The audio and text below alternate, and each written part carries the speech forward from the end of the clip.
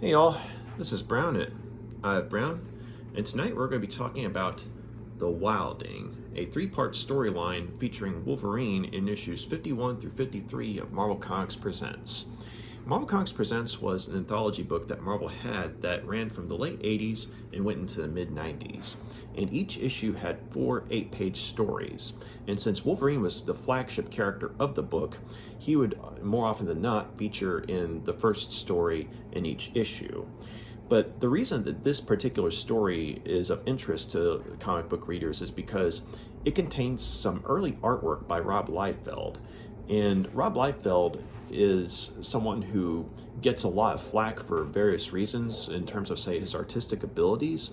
But something that I've noticed with his early work, say around the time that, either before he started illustrating New Mutants or right as he was illustrating New Mutants, was that he was actually trying. And that's something that is definitely on hand in this artwork within this particular story, The Wilding, because you look at his artwork around this point in time, it's actually not bad. I mean, you have a genuine attempt to illustrate people with something resembling a proper human anatomy and proportion. Not always successful, mind you, but the effort is there. And also the fact that you have non-static backgrounds, that there's usually an effort to have the characters interacting with said backgrounds, because amongst many of the other criticisms that are leveled against him is that when it comes to drawing backgrounds, he oftentimes seems to have a problem with having the characters interact with said backgrounds. But on the other hand, if you look at his early work, though, there was an effort being made to have characters, say, interacting with their environments in organic ways. And there was an effort to actually make human characters look human, or humanoid at least. But, I mean, there were still liberties taken with, human anatomy and everything, but that, at this point in time, is something that was commonplace with a lot of artists when it came to characters within the Marvel Universe. But the point is, early Rob Liefeld artwork is oftentimes surprisingly decent to good to look at, or it ranges from decent to good, in the sense that there are panels of artwork or pages of artwork that he did back then that I would argue actually were good. Or at the very least, even if you don't think it's good artwork, you can't deny that there's a lot of energy and enthusiasm being put into it, versus, say, artwork he did, say, around the time he went to Image Comics and afterwards. The artwork tends to be, very lazy, or at the very least derivative of stuff that he's already done. So, if you check out his early artwork, it's like night and day, in comparison to his later artwork. But whereas usually it's kind of the other way around, I've noticed, but with some artists. But the story actually has a plot that was put together by Rob Liefeld as well. And while he did write the script for the first chapter, his frequent collaborator, Fabian Nicieza, wrote the script for parts 2 and 3. And so, seeing as how the two of them would have a rather strong working relationship, I mean, you could definitely see that there's a chemistry there, and that would become familiar to readers much later on. But the story starts off in Canada, or I should say it takes place in Canada, where Wolverine has returned because at this point in time, he and the X-Men are more or less dead to the world due to, reasons that went on in issues of the X-Men. And that's another story altogether. But let's just say that certain things happened in that book wherein the X-Men and other characters were seemingly killed off, but in fact their deaths were faked. But it was done in such a way to where, not only does the world think they're dead, but even, say, if they show up and a camera's looking at them, they won't show up on camera. So it was an effect that was going to be temporary, but I mean, as I said, it's another story altogether. But this is a point in time where the world thinks that the X-Men are dead. And since Wolverine is one of the X-Men, well, people think he's dead too. But he returns to Canada because he's been getting reports that there have been a rash of murders that have been plaguing certain parts of Canada. And he actually has an idea of who the killer is. And it turns out that another person that Wolverine is familiar with, a woman named Heather Hudson, who was a member of Alpha Flight, which was Wolverine's original team prior to joining the X-Men. She herself is looking into the murders too, because she too knows who the murderer is.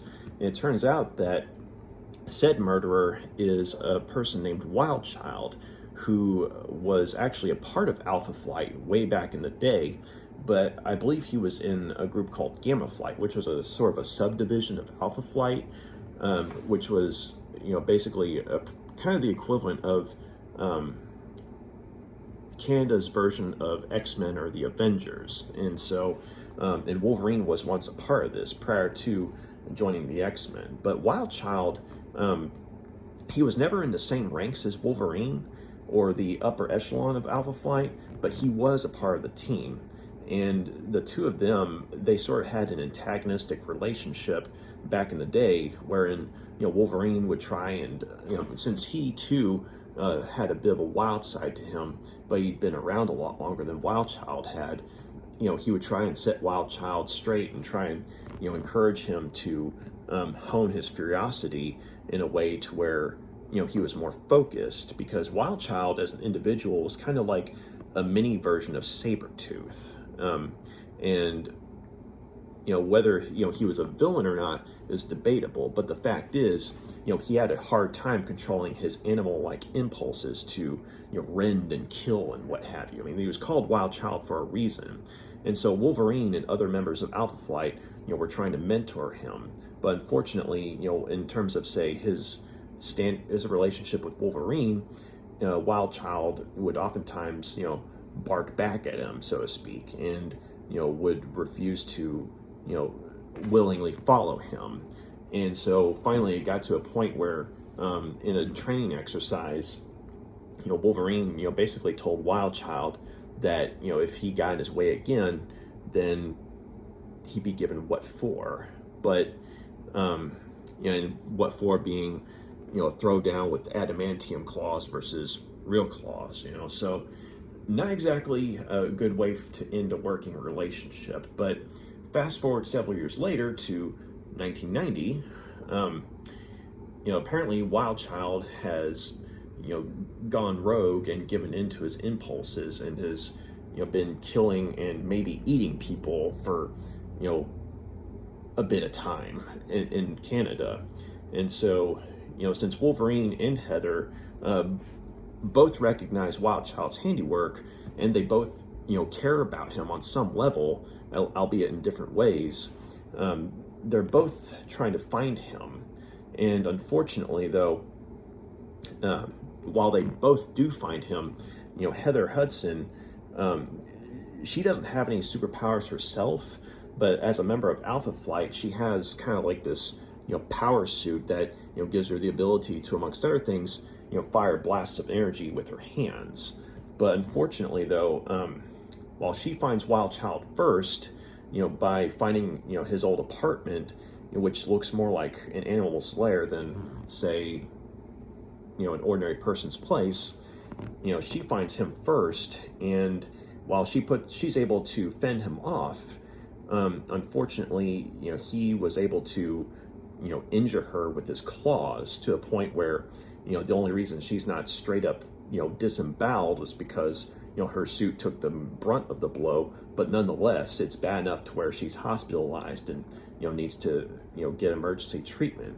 And so Wolverine, it turns out, while he was looking for Wildchild, he found that Heather was looking for him too. And so in order to go along with the deception that he was dead along with the X-Men, he basically tailed her from afar to where, he was following her, but from hiding, and she couldn't see it.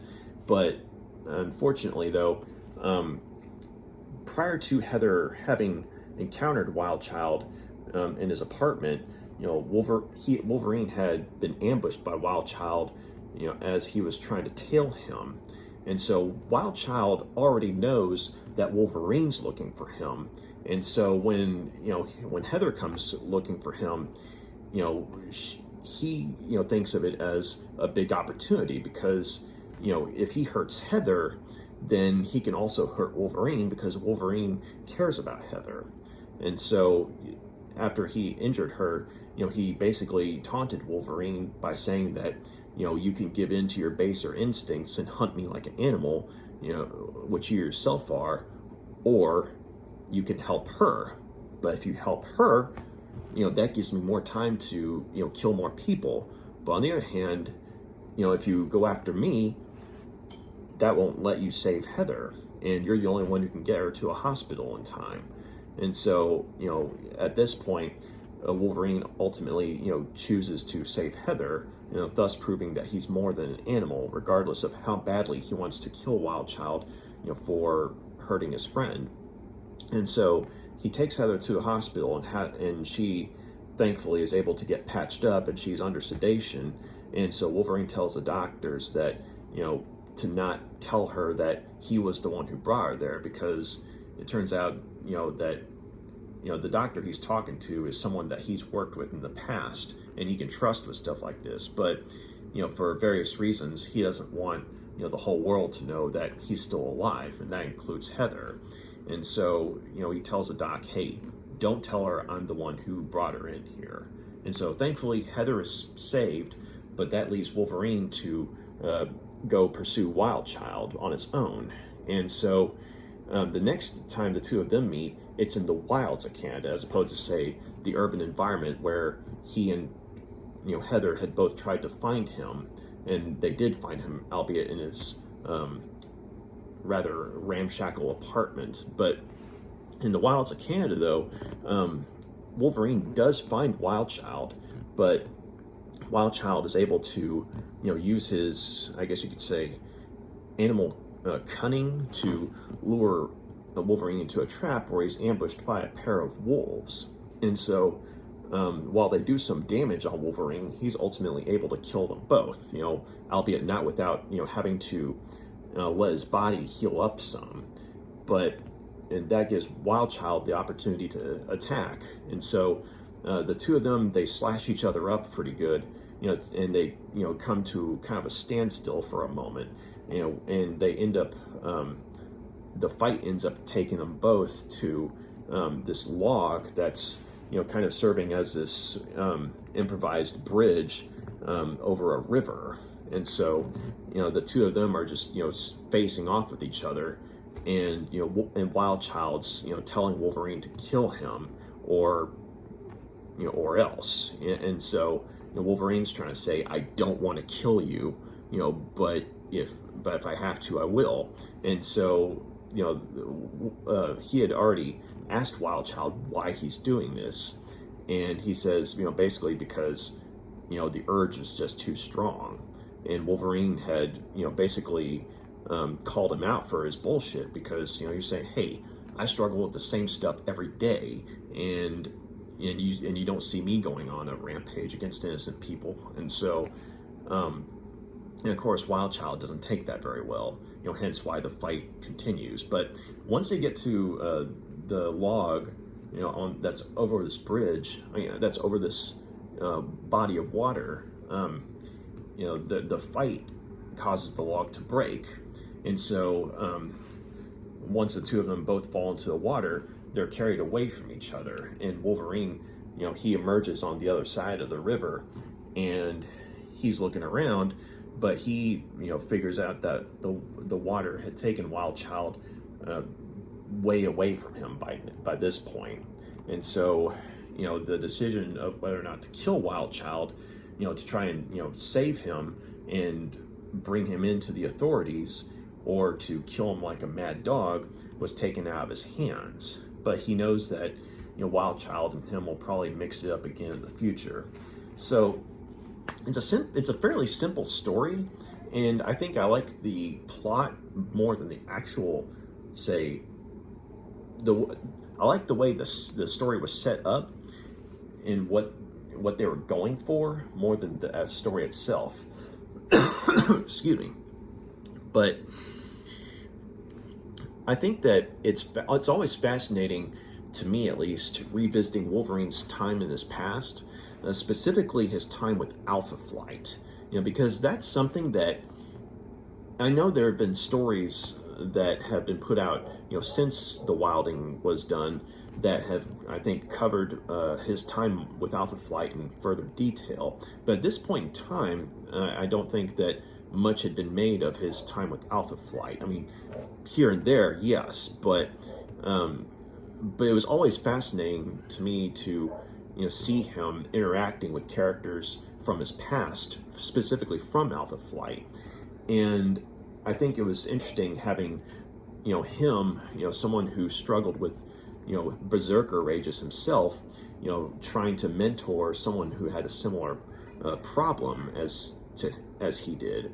And so I don't remember exactly what Wild Child's story was, other than, kind of what I got from here and maybe an issue or two of Alpha Flight a while back, but that's been a long time. But, I wish that, the creative team had maybe had possibly a page or maybe a couple of panels where, either Wolverine or Heather were, when they were thinking about Wild Child, if they had maybe gave an abridged version of what his exact story was, so like what his origin, how he came to be a part of Alpha Flight.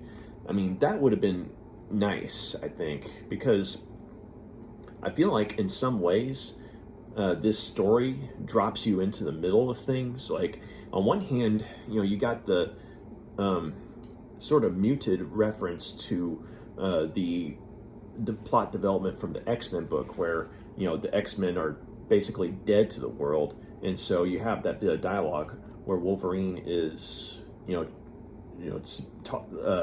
talking and thinking about how the rest of the world thinks he's dead, and he wants to keep it that way. And so, I mean, but the thing is, I think not everyone's going to be familiar with what was going on in the X-Men book at this point in time. So, his desire to stay hidden from the world doesn't make a whole lot of sense, I don't think, to say someone who is unaware of the developments from the X-Men book at this point in time. I myself was, and so that wasn't a problem for me. I just think that someone who's just walking in on this might not understand the reference, but that's what it refers to. On the other hand, though, the other half of the story that I feel like the reader might just be walking in on, or the middle of, was, of course, the connection between Wolverine and Wild Child and Heather, because all three of them served on Alpha Flight in one form or fashion. And we do get an interesting flashback where with Wolverine and Wild Child being in the Alpha Flight equivalent of the Danger Room, trying to take on this huge combat drone, and Wolverine's trying to lecture Wild Child on honing his ferocity and animal-like tendencies in order to find a strategic way to take out the enemy, that kind of thing. And of course, you have Wild Child smarting off at him. And I think it was an interesting flashback, but I wish that, maybe the creative team had a little more room to play with, because it looks like the two of them, the way the creative team puts it together, it looks and feels like the two of them had a falling out simply because Wild Child smarted off at Wolverine. And, Wolverine was basically saying, hey, you get in my way again, I'm going to kill you, that kind of thing. Which, it kind of looks like it looks and sounds like a stupid reason for Wolverine to have a grudge against Wild Child.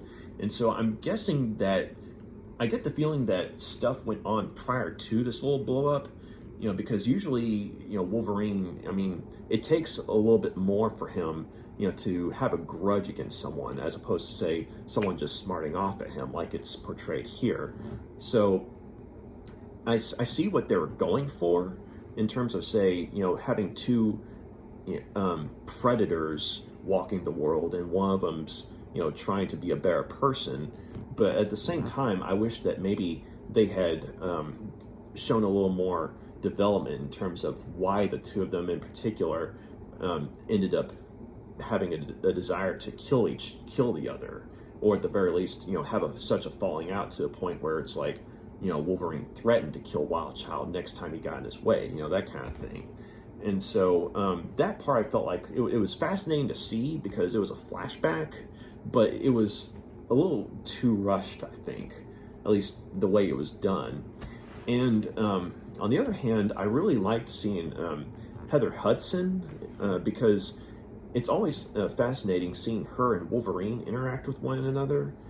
And but I also thought it was interesting seeing her being drawn by Rob Liefeld, because something that he and other artists that were around in the 90s, they kind of struggled with drawing a proper female form, and I think that Heather was actually drawn rather well by him. But this is once again early Rob Liefeld, so this is when he's actually trying. So so plot wise, Heather was a welcome presence because she has a connection with both Wolverine and Wildchild, and she also, I liked seeing her as kind of sort of a surrogate mother figure, in the sense that she was one of the founders of the team, and she obviously cared about all the members. And Wildchild was someone who was like, a bad kid who, if someone had been there for him, could have actually turned out to be a better person, much like Wolverine ended up being. But unfortunately, Wildchild it never worked out with him. And so when she finds out that he's the one who's going around killing people, she wants to have him to stop him, but for his own good, because she wants him to stop killing people, but she doesn't want to have him killed.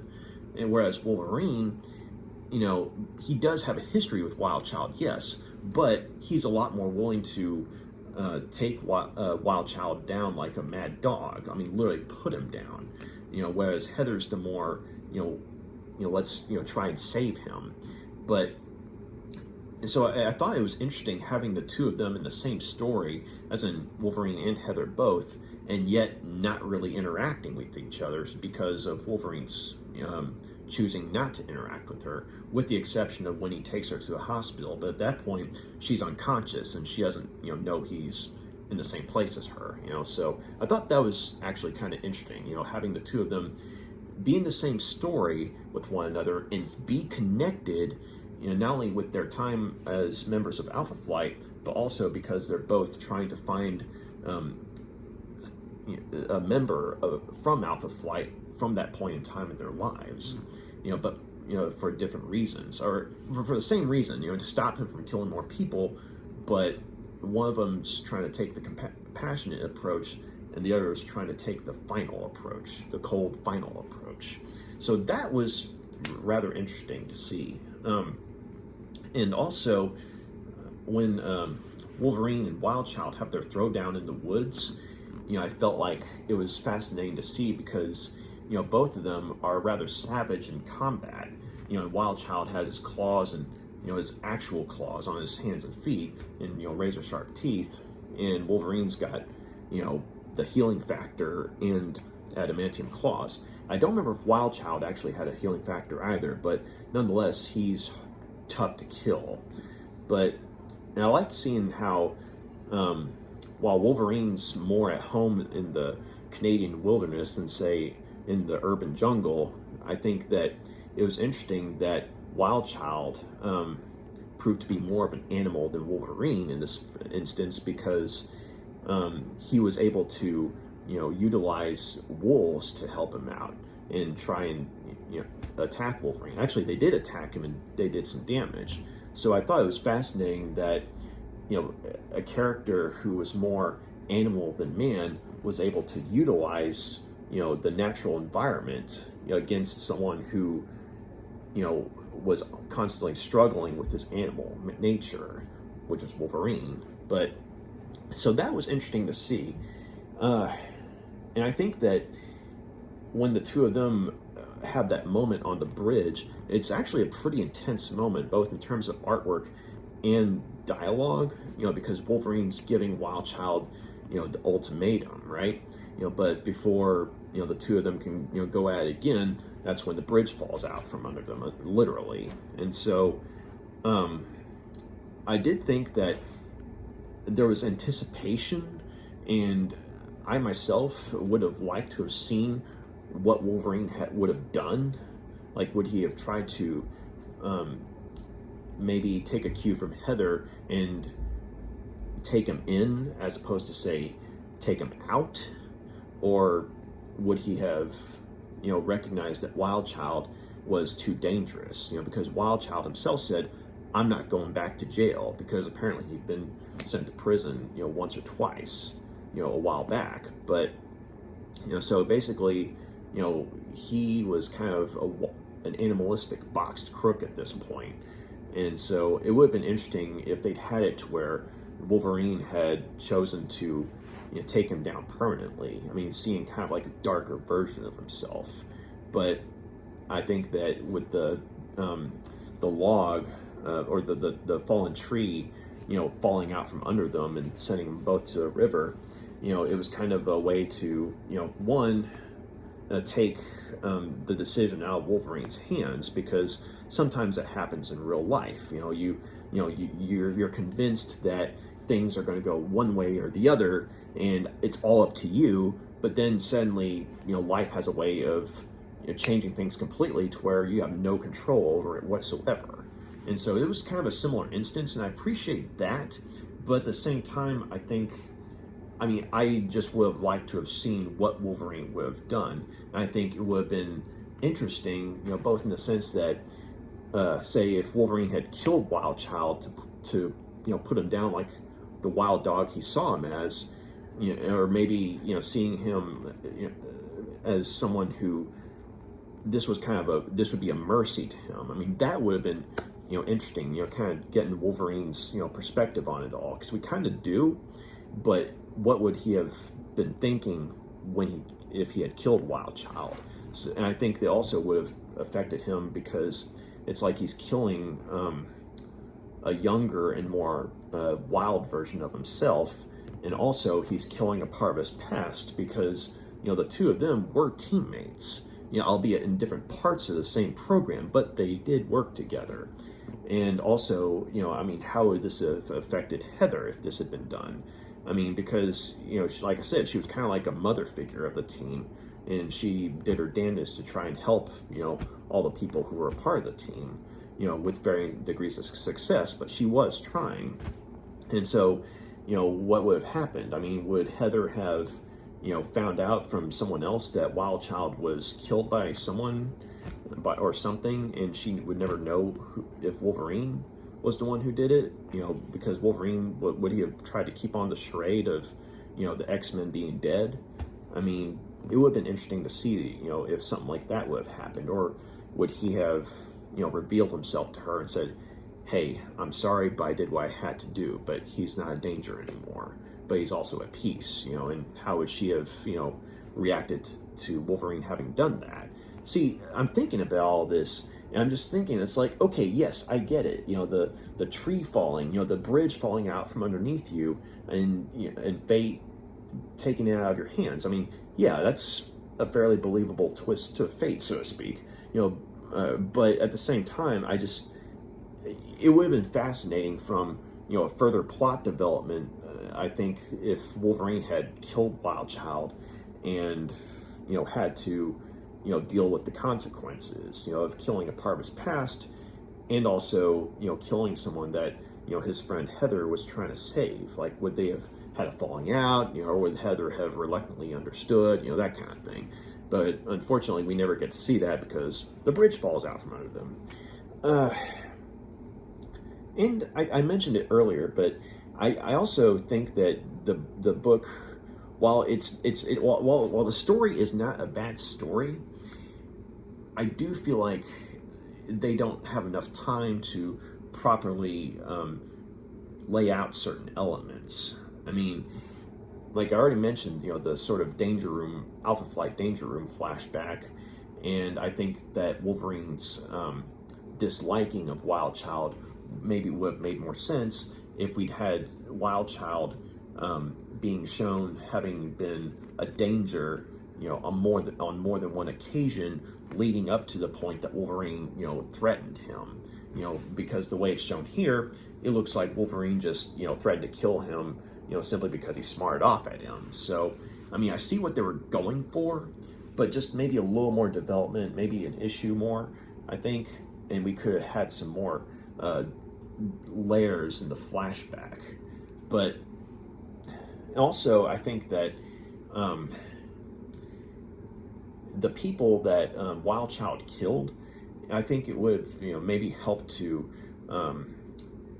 further establish the intensity of the story, because for the time, it's kind of an intense story in a sense. Not like mature readers only or anything like that, but the idea of Wolverine, fighting someone other than Sabretooth, who's basically like a more feral version of himself.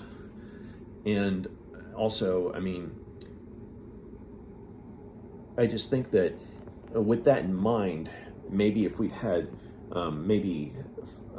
illustrations of Wild Child going after the people he killed, or stalking them or something like that, that could have added to some actual horror to the story.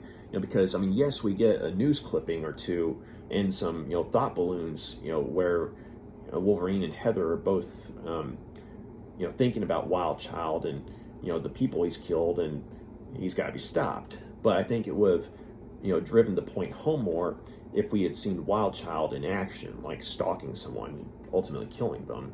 It would have made for a good horror movie moment, but we never get that. We just get a newspaper clipping or two, and also the lines of dialogue, showing that Wild Child has basically degraded further into a more feral state than he was originally. But I think that overall, The Wilding's a decent, if not good story, but a decent story to be sure. So I'm going to go ahead and give The Wilding 3 out of 5 stars. It's a decent story. In the brief amount of time that it's on page, the story flows at a pace to where, we're never bored. But I also think that there could have been a little bit more development in terms of, say, certain parts of the book, when it would have made for an actual good story. But as it is, 3 out of 5. So just real quick, I'll go ahead and give you all the tour, so to speak, namely the cover art and a little bit of the interior art too. But so here's the cover of issue 51. And this is a point in time where Marvel Comics Presents had these covers to where you look on the front and you see some artwork, then you look on the back and it kind of wraps around, right?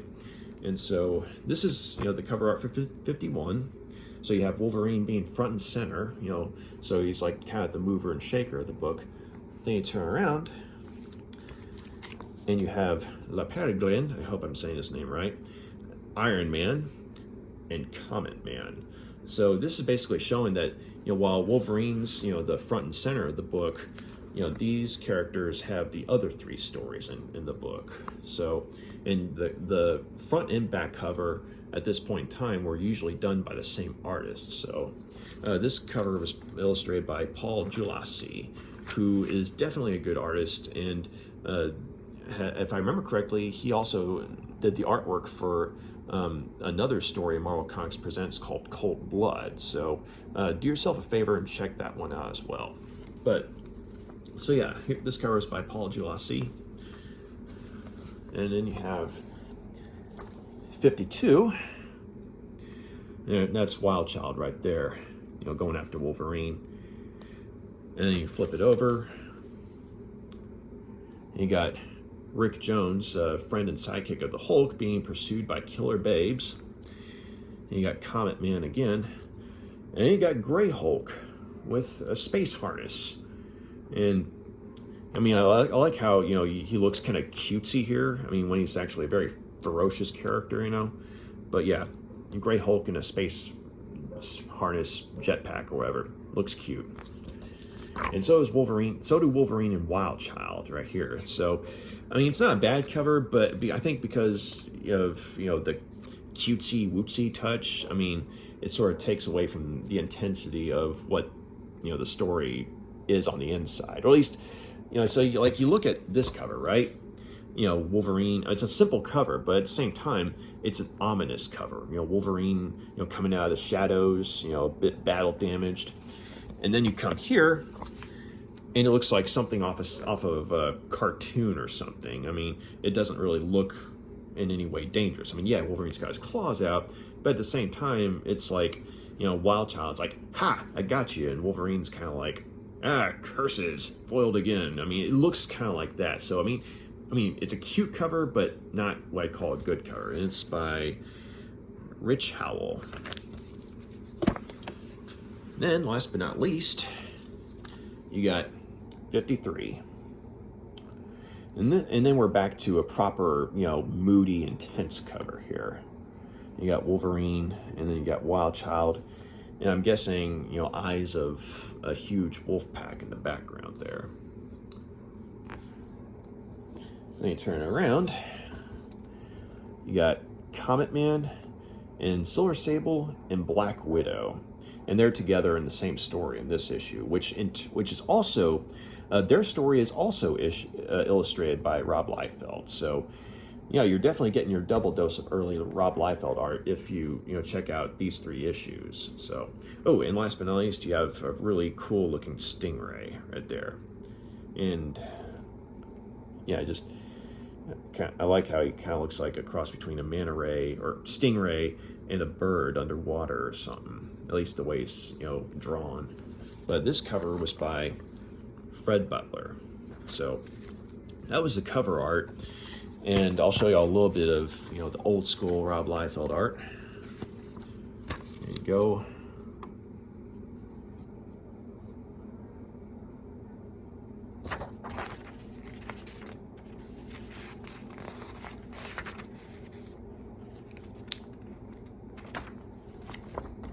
There you go. You got the flashback.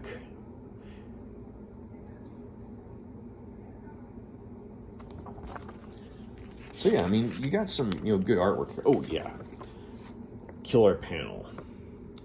You know, I'm not gonna say like I think Rob Liefeld's a good artist per se, but I think this is definitely a good picture he drew. So.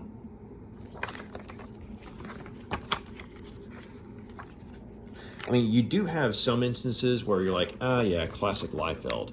I mean, you got an instance where, I mean, overall, it's not a bad picture, but at the same time, the proportion's a bit off, so.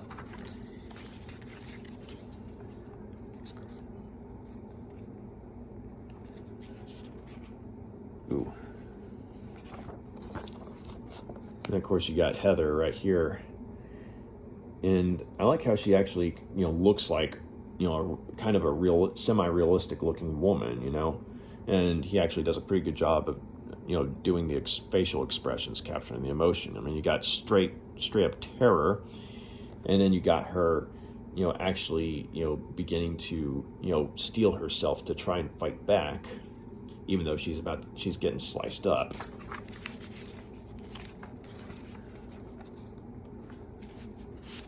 There you go. Pretty cool shot of Wolverine, you know, charging, you know, at Wild Child, and the two of them cutting each other up.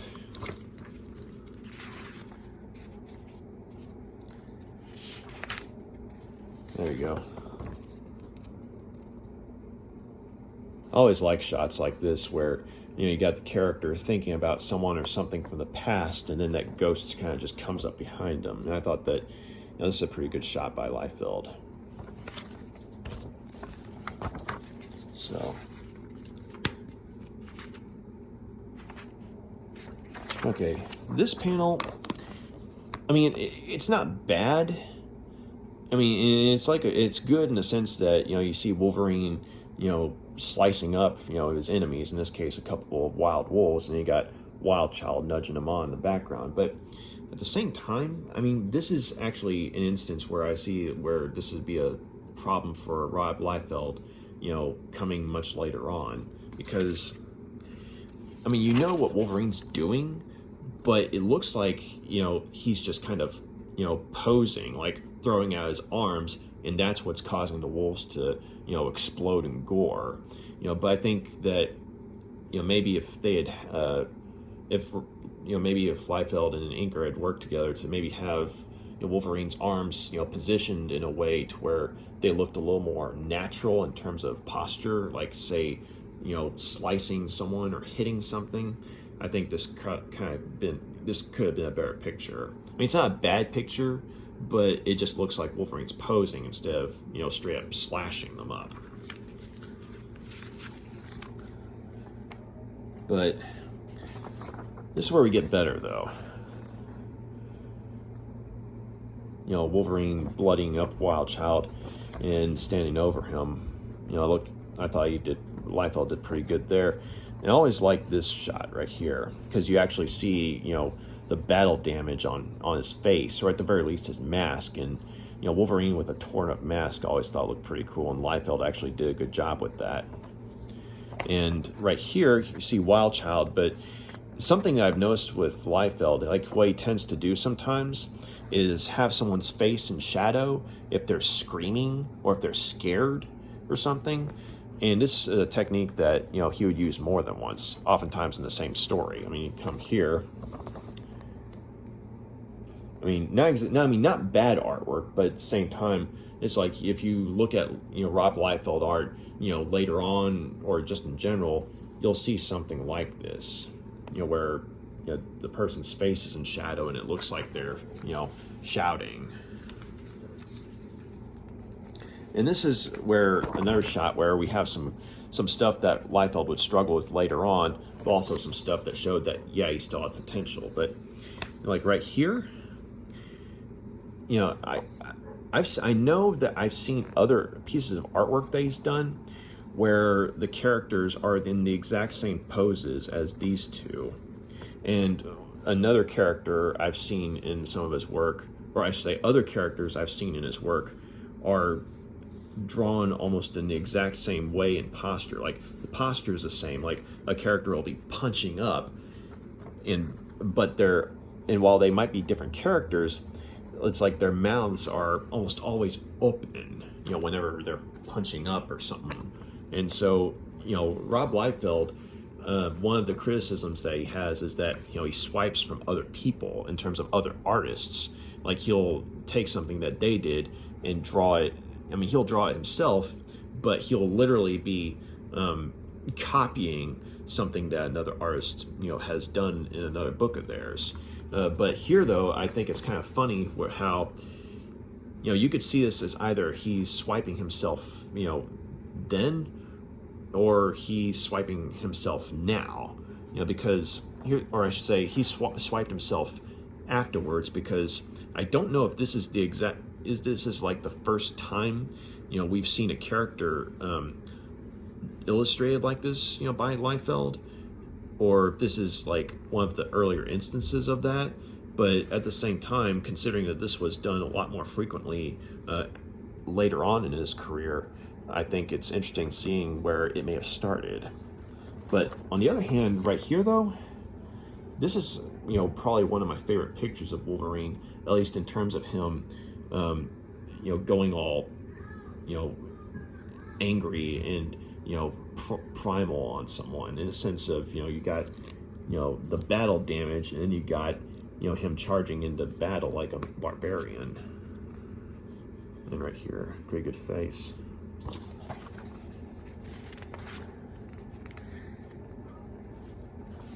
Here we go. And see, this is actually a pretty cool shot here. I mean, it's a simple shot of Wildchild's, arm, positioned like, getting ready to, strike, or prepared to strike if need be. And you got Wolverine kind of hanging back.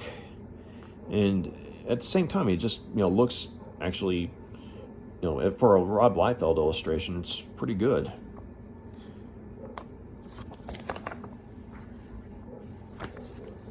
And actually kind of like this. I mean, once again, it's a technique of Liefeld's to, have, the majority of the person's face in shadow. But I like how here, though, all you see are Wildchild's teeth, you don't see his eyes. And I think that kind of drives home the point that, where while Wolverine's eyes might be obscured, because of his mask, they're not covered. Like, you can see his eyes. So, he's definitely a man. He's human. He's in touch with his humanity. Whereas here, the Wild Child, because we can't see his eyes, all we see are the teeth and shadow. I think it shows that Wild Child, he's lost his humanity, and all he has left is the beast. All he is the beast. And it's such a simple shot, but I think that, Liefeld actually pulled off, something that conveyed all that. And so, props off to early Liefeld. And then you got the bridge, the log, the tree falling out from underneath them.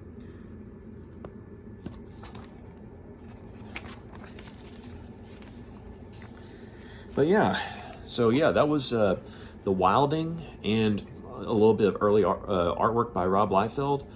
Not a bad story. I mean, not the good story it could have been, simply because, they didn't get a chance to further develop certain things that they hinted on in the story.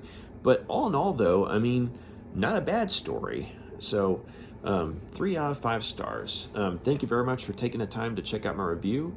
You got any questions, comments, please feel free to drop a line in the comment section.